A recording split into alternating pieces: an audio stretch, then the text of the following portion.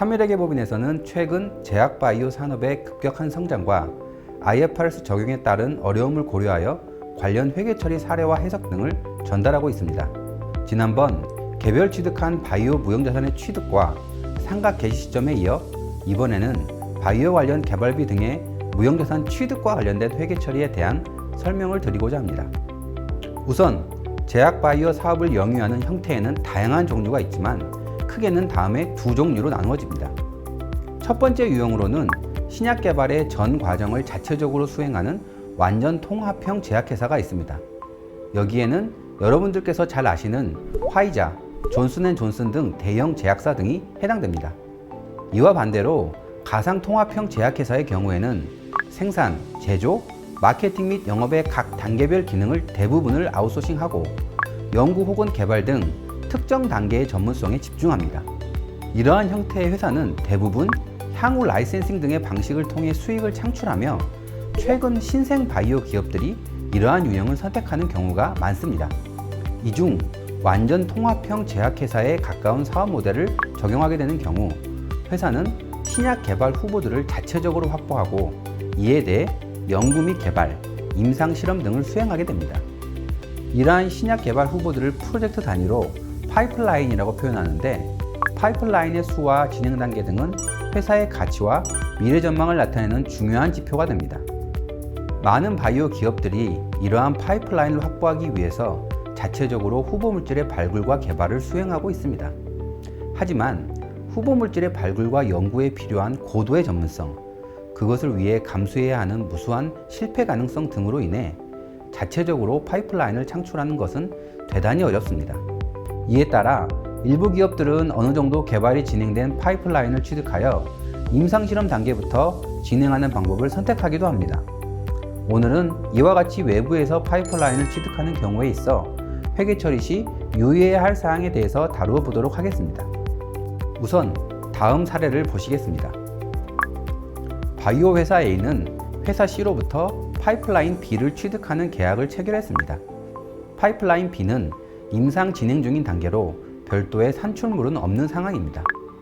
동취득 계약에는 파이프라인을 구성하는 후보물질 관련 특허, 저작권 및 소유권, 관련 임상실험 및 라이센스 계약, 유형자산뿐만 아니라 연구개발 활동의 일부를 담당하고 있는 임직원도 포함되어 있었습니다. 일반적으로 파이프라인의 소유권을 취득하는 경우 가장 기본적으로 떠올리실 회계처리는 무형자산의 개별 취득 회계처리가 될 것입니다. 기업회계기준서 1038호에서는 개별 무형자산의 인식요건으로 4가지를 규정하고 있습니다.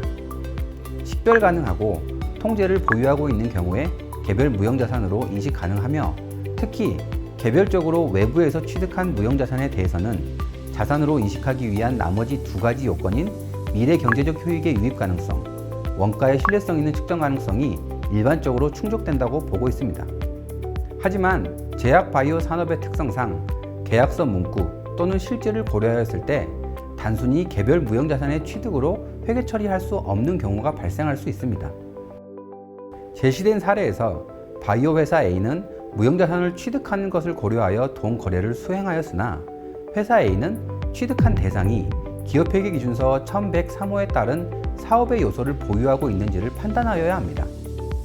기업회계기준서 1103호에서는 사업의 요소를 다음의 3가지로 보고 있으며 특히 산출물이 존재하지 않는 초기 단계의 사업을 취득하는 경우에는 취득한 대상의 구성 요소에 대한 분석을 바탕으로 기준서에서 정의한 사업의 3가지 요소 중 하나인 과정이 실질적인지 여부에 따라서 취득하는 대상이 사업에 해당하는지 혹은 사업에 해당하지 않는지를 판단하도록 요구하고 있습니다.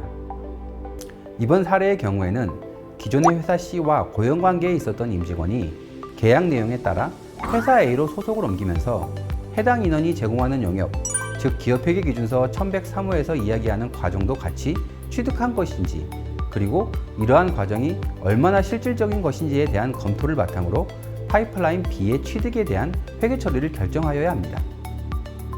이러한 관점에서의 검토를 바탕으로 회사는 단순히 무형자산을 개별 취득하는 자산취득 회계 처리를 고려하였지만 검토 결과에 따라서는 자산취득이 아닌 사업결합 회계 처리 기표 후 이에 대한 사후 관리를 하여야 하는 경우가 발생할 수 있습니다.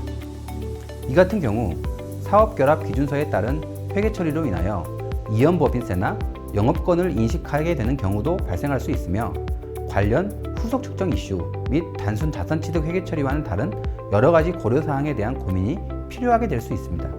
앞서 말씀드릴 사례를 보면 제약 바이오 회사가 취득하는 프로젝트 혹은 파이프라인의 경우 취득 대상이 기업회계 기준서에서 이야기하고 있는 사업의 정의를 충족하느냐, 즉 해당 파이프라인과 같이 취득하게 되는 관련되는 과정이 실질적인가에 대한 판단이 해당 취득 거래에 적용할 적정한 회계 처리를 결정하기 위한 중요한 근거가 될 수 있다는 것을 알 수 있습니다.